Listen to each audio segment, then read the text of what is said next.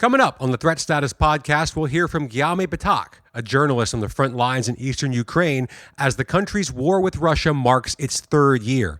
And then we'll speak with Mikhail Rubin, an exiled Russian journalist, on Vladimir Putin's state of mind and where the Russian resistance goes from here after the death of Alexei Navalny. Don't forget to go to WashingtonTimes.com and sign up for the daily Threat Status newsletter.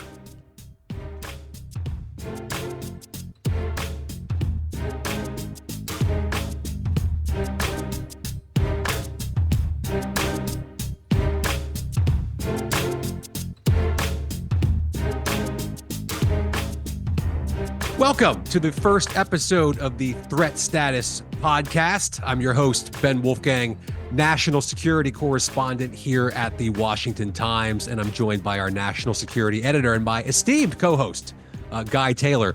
Guy, this is the first full episode of the Threat Status podcast. We're really excited here to roll this out, but unfortunately, it also might be the last episode of the Threat Status podcast because it looks like DC might get nuked Independence Day style by a Russian nuclear weapon from outer space. So I guess the first question is, do you have your affairs in order, and is your underground bunker loaded with canned goods and bottled water?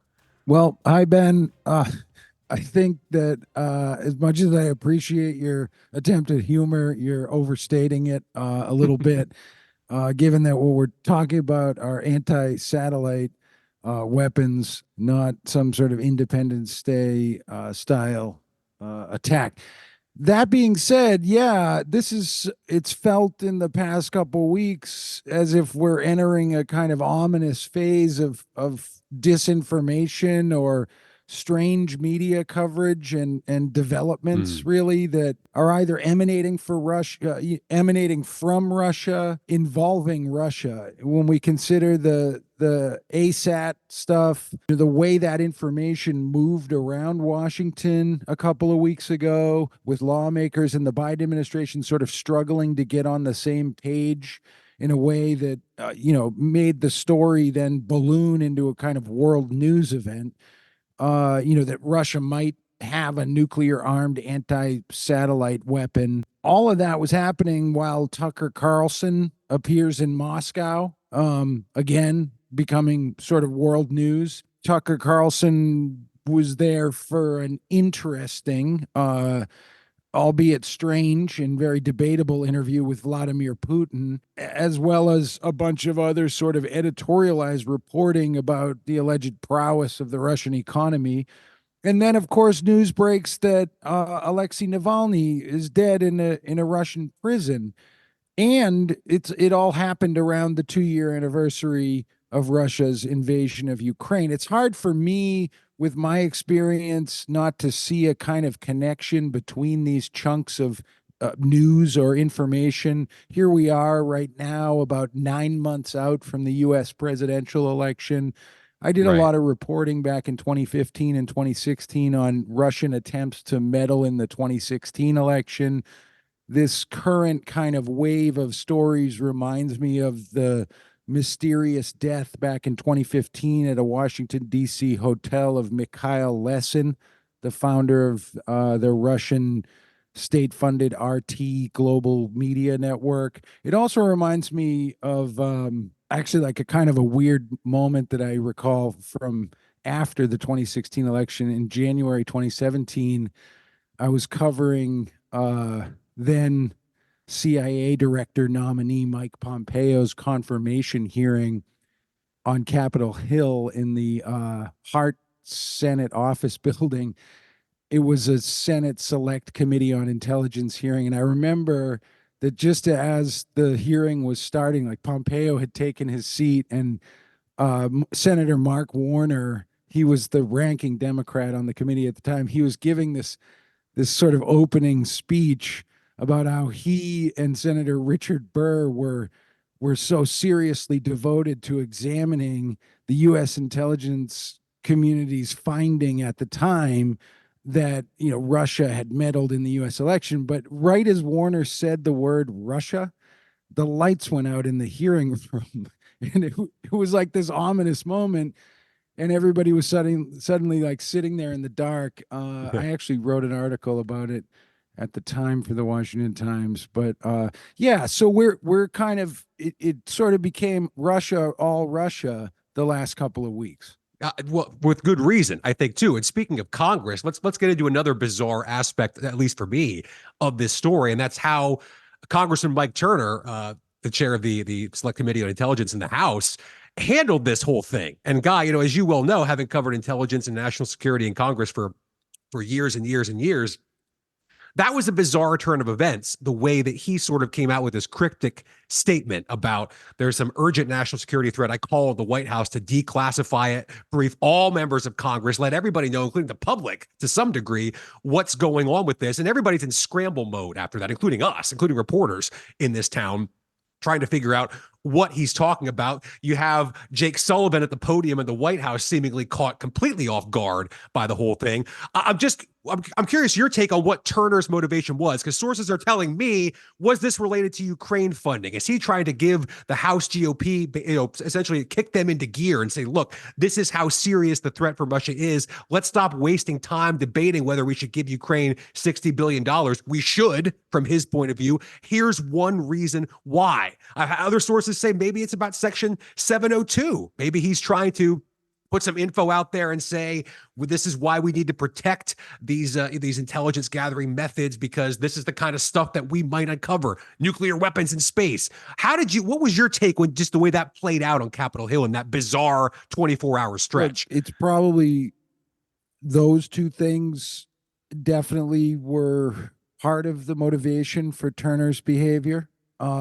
What's weird is that how surprised Jake Sullivan appeared at the podium at the White House, because that suggested that, because look, if Turner was pointing this stuff at Republicans in the House who are holding back aid for Ukraine, that would be in line with what the administration's point is. And Turner doesn't want to be seen as in line with the administration, or that there's some sort of collusion with the NSC or with Sullivan. So like Sullivan's response was a little bit strange.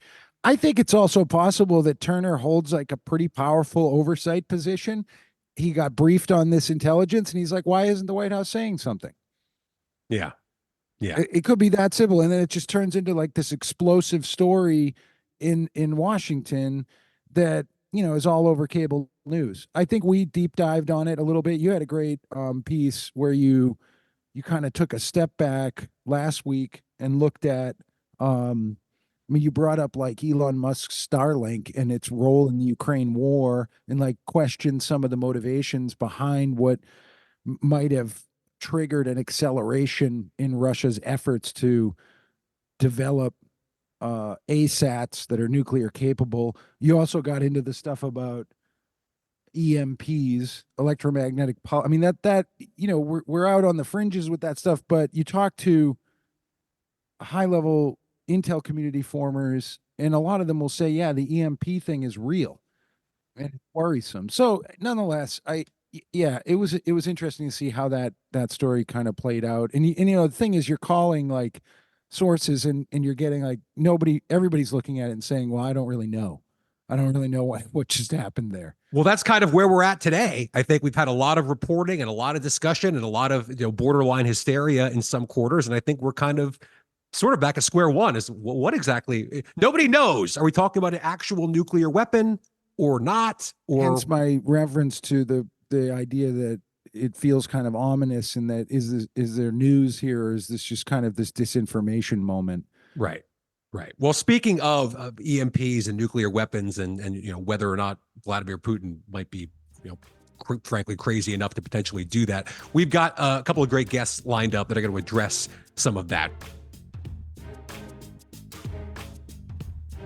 We're joined now by Mikhail Rubin, a journalist who's covered Russia, covered the Kremlin, covered Vladimir Putin and Europe as a whole for quite some time. Mikhail, you and I talked about a year ago, and you predicted that Vladimir Putin was having some problems on his right flank, some political pressure from the Yevgeny Prigozhins of the world. And a lot has changed, to say the least, and we'll get into some of those details as we talk here. But I'm just curious off the top, what is your assessment of Vladimir Putin right now? Prigozhin's dead. Navalny, as of just a few days ago, is dead.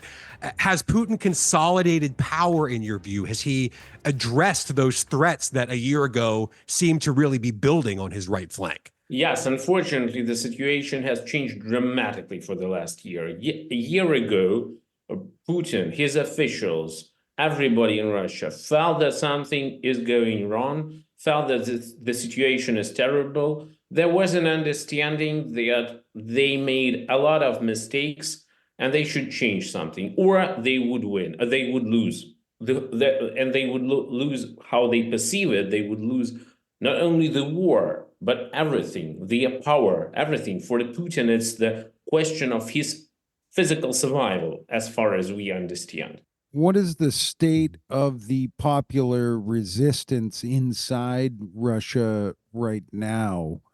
Are there significant figures still able or willing to challenge Putin? Is there the prospect of another round of protests?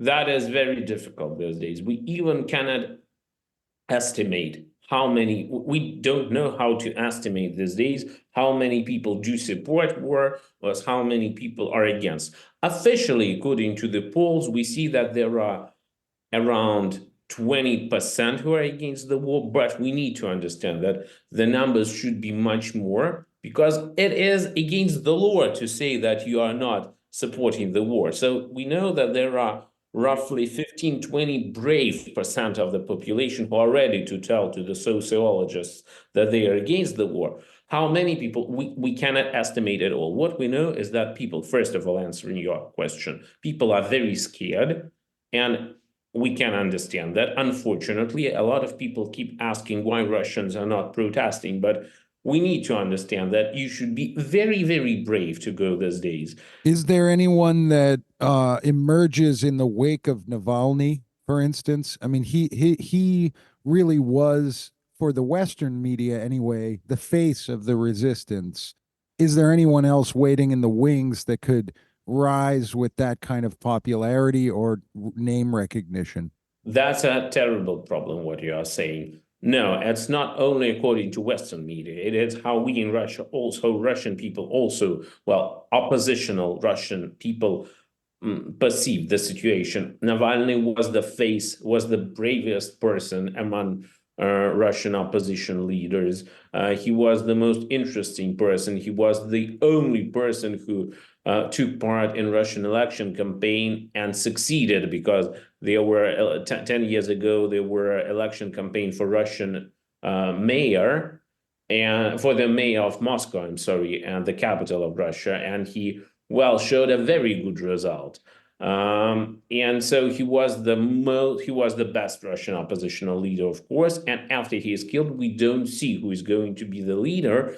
And maybe the decision to name the new leader of his wife, Yulia Navalny, is a good choice, because Russian people don't know her that much, but she looks as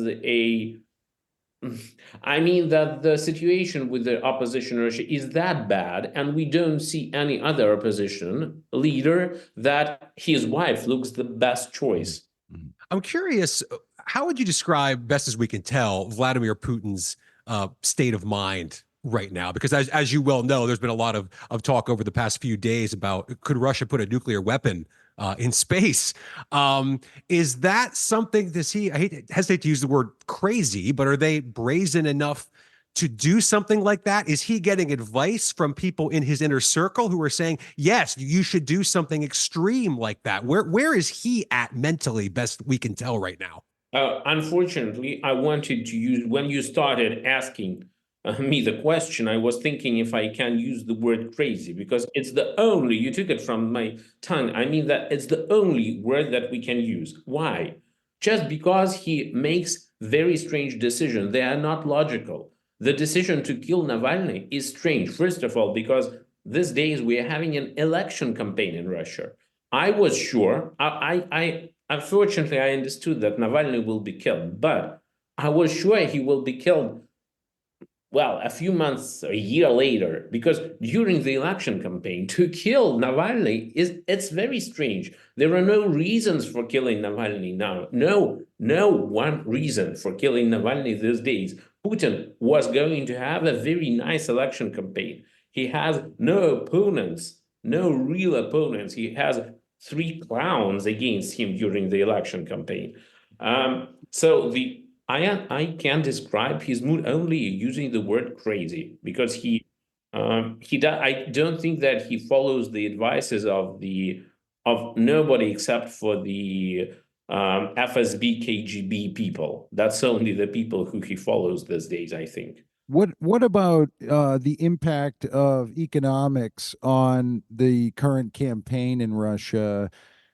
The state of the Russian economy, where is it at after 2 years of Western sanctions? We know that Russia has emerged as if not the top seller of energy, oil and natural gas to China. Has the economy been able to absorb the impact of the now more than 2 year war in Ukraine? Economy is doing very good, unfortunately, in comparison to what should be happening to Russian economy after a lot of sanctions which were allegedly imposed on Russia. Mikhail, speaking of economics, what was your take on Tucker Carlson's interview with Putin, how that played out, and was it a Russian propaganda, Putin propaganda? I just am curious about what your thoughts were in reaction to that. The interview. It was Tucker Carlson took part in President Putin's election campaign. It was widely used by Russian propaganda. I don't know what was his purposes, but Putin's purpose was to show that he is an extremely popular leader, and everybody in the world are listening to him. And this interview gave him that opportunity. And Russian propaganda used it tremendously, I would say. They covered how Tucker came to Russia. They covered his everyday being in Russia and told Russian people that, you see, Western journalists are able to work in Russia. They are very good. And they love Vladimir Putin, because what is the take of Russian propaganda is that normal Western people do understand and support Vladimir Putin. That's the most important. And they showed it. Mikhail, that was fantastic. Thank you so much for joining us here in the Threat Status Podcast. Thanks, Mikhail. Thank you very much. Pretty interesting, Ben. I actually have Guillaume Ptak queued up to add to this.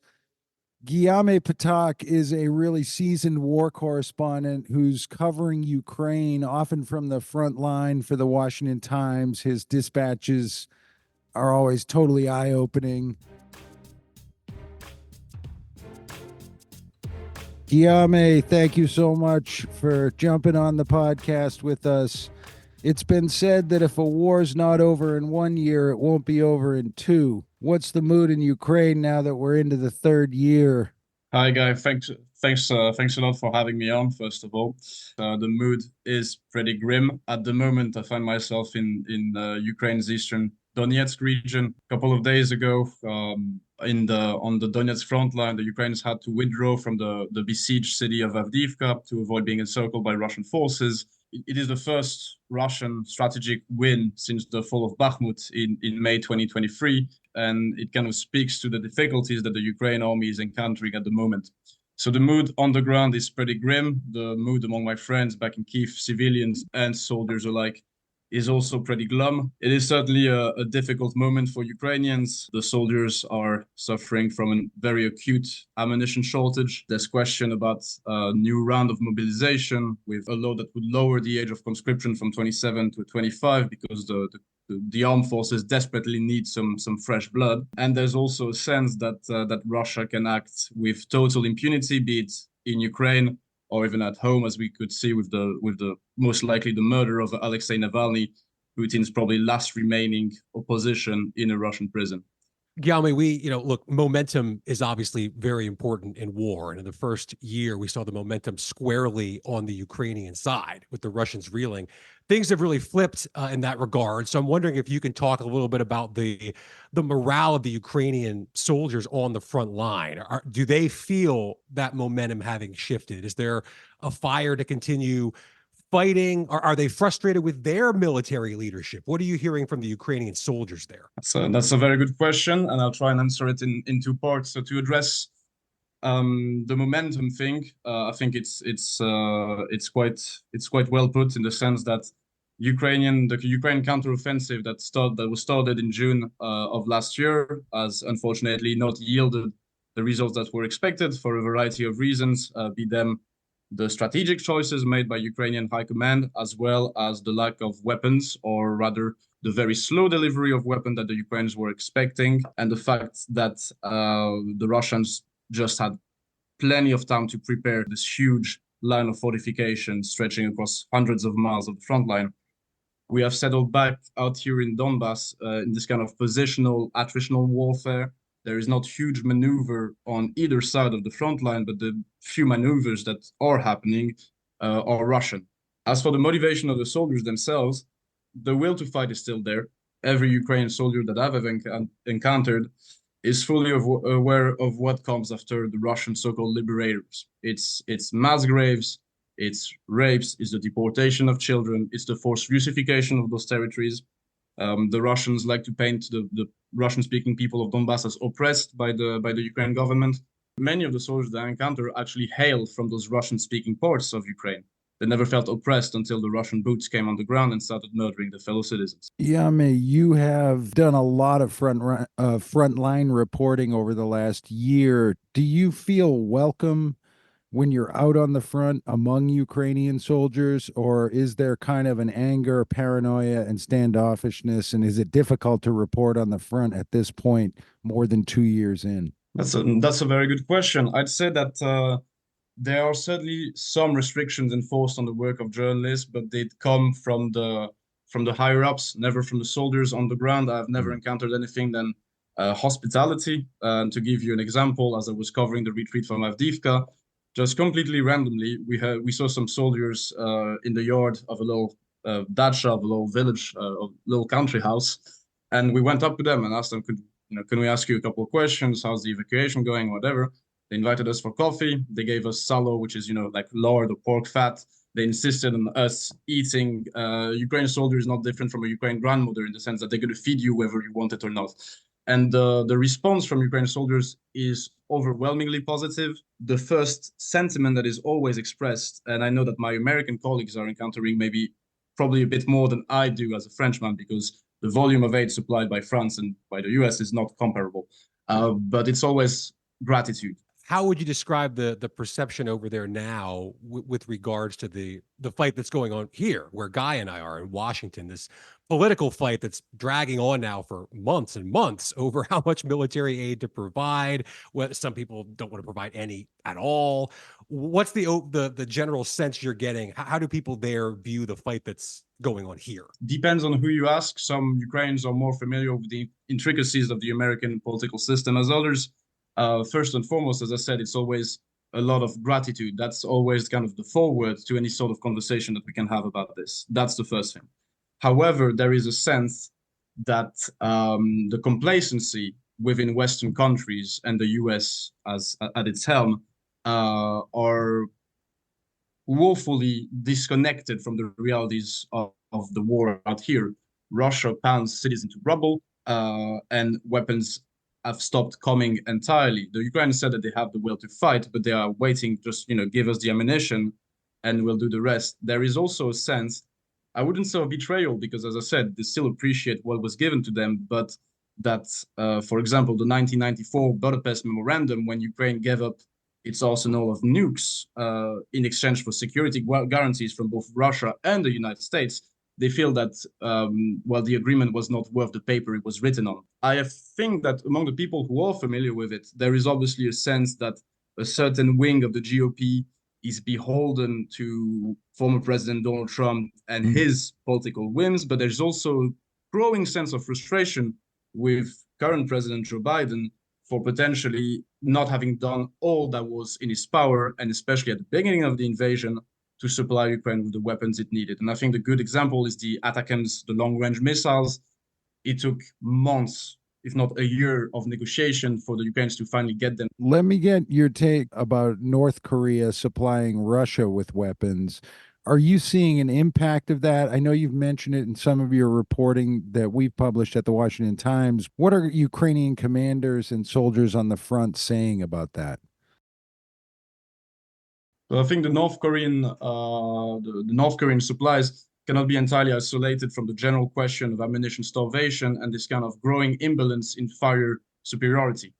At the moment, the North Korean supplies have crystallized the problem that we have, meaning that this kind of new axis of evil, to use the words used by George W. Bush in the past, this newly reconstituted axis of evil that includes Iran, North Korea, Russia, and to a lesser extent, China, they are working, they are synchronized to a certain extent, and they manage to kind of actually back their words and their ideology with weapons. Is that something that actually gets talked about on the front among commanders? It is because you both have the North Korean shells that are landing on Ukrainian soldiers, but you also have North Korean ballistic missiles that are used to bomb peaceful Ukraine cities such as Kharkiv. The Prosecutor General Office in Ukraine has already revealed that they found a number of North Korean markings on those ballistic missiles. How does this end in your mind? I mean, if the U.S. were to push, is there any way the Zelensky government would ever accept a ceasefire in which Russia keeps Crimea and a slice of the Donbass, or some scenario like that? I'd start off by saying that since the 24th of February 2022, I have no certainty whatsoever. So making any kind of prediction is always going to be difficult. Also, acknowledging the fact that the situation on the ground can change quite quickly. I don't think that when the Russians seized Bakhmut in May 2023, we imagined that within days or weeks, Wagner and Yevgeny Prigozhin would be marching towards Moscow, seizing the city of Rostov-on-Don and triggering one of the biggest crisis, showing the chinks in Vladimir Putin's armor. So we cannot exactly say what will happen. What is for certain is that the Ukrainian population and Ukrainian civilians are not ready to make concessions. Guillaume Ptak, thank you so much, man. Your reporting is amazing. I love it every time you do a dispatch, and we appreciate you a great deal. Thank you so much. Thanks for joining us. Thanks, guys. Appreciate it. Interesting stuff from the front lines of the war in Ukraine now it's hard to believe in its third year. We're going to debut our segment here in the show. It's our threat of the week, where we look at a threat from whether it's the United States, domestically, around the world, national security related, whatever we decide the threat of the week is. What's threatening you, our listener, right now the most? And to me right now, Guy, it's our reliance on technology as a whole in society. How long could you live without your computer, your smartphone? Could you function without online banking, GPS, texts, emails? Could I do my job without all that stuff? I used to be able to 10, 15 years ago. Now, probably not.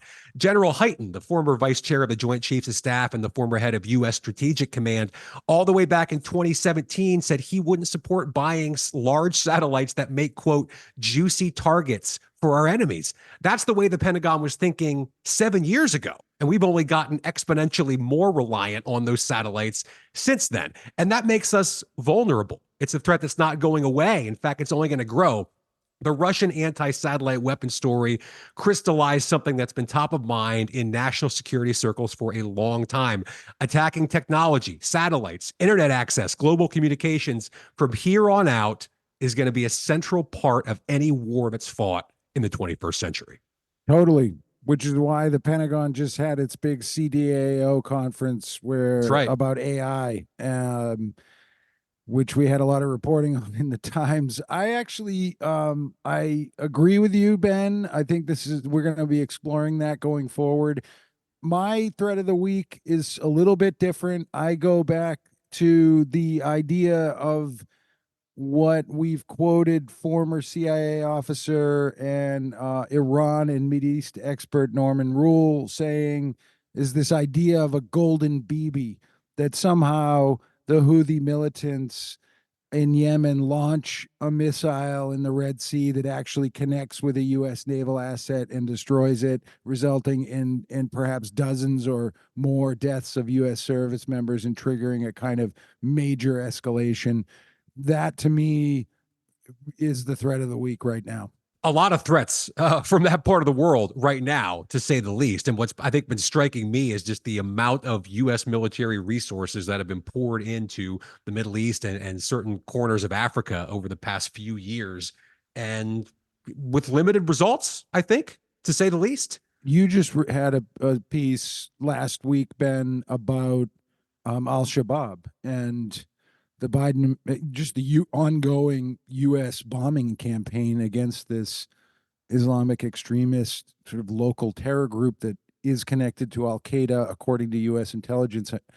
The al-Shabaab story, is interesting and troublesome, I think, if we ask the question of how is it that al-Shabaab is still around? But also, like, where does this group get its weapons? The Office of Foreign Assets Control at the U.S. Treasury Department, better known in intelligence circles as OFAC, has claimed that al-Shabaab funds itself mostly through local business extortion operations in Somalia, but, so it's operating kind of like a criminal gang. But OFAC in 2022 put out a little reported on announcement of U.S. economic sanctions targeting more than a dozen individuals from Somalia and Yemen, pointing to intelligence that some of the individuals were involved in, and I quote, an al-Shabaab smuggling and weapons trafficking network in Yemen. I bring this up obviously because of the current conflagration, or we could call it the current rocket and drone war between U.S. forces in the Middle East and Houthi militants in Yemen, whom the DIA and just about everybody else at the Pentagon says are being armed by Iran's military. That, despite the Houthis having their own sort of command and battle decision structure that may be autonomous, they're really a proxy military for Iran.